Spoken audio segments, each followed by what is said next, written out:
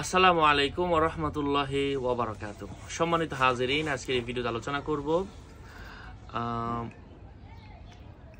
নতুন টাকার বিনিময়ে পুরাতন টাকা কম বেশ করে বিক্রি করা জায়েজ আছে কিনা। এই বিষয়ে অনেকগুলো ফতোয়ার কিতাব দেখেছি। আহসানুল ফতোয়া 7 নম্বর খণ্ডের 22 নম্বর পৃষ্ঠা। এই কিতাবের মধ্যে আসলে আমার কাছে বিষয়টা স্পষ্ট হয়েছে।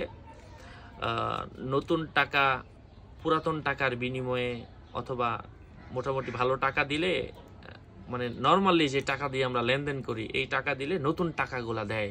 ঈদের সময় আমরা গিফট করার জন্য কেউ কাউকে দিয়ে থাকি, এটা আসলে জায়েজ নাই কম বেশ করে বিক্রি করা। এখন আসলে যারা করেন তাদের তো নতুন টাকা আনতে বিভিন্ন চার্জ খরচ হয়, এটা আল্লাহর বিধান। এক্ষেত্রে কি খরচ হলো না হলো এটা দেখার বিষয় না। আপনার যদি ভালো না লাগে আপনি এই ব্যবসাটা বর্জন করেন। আল্লাহ আমাদেরকে বোঝার তৌফিক দান করেন। আসসালামু আলাইকুম ওয়া রাহমাতুল্লাহ।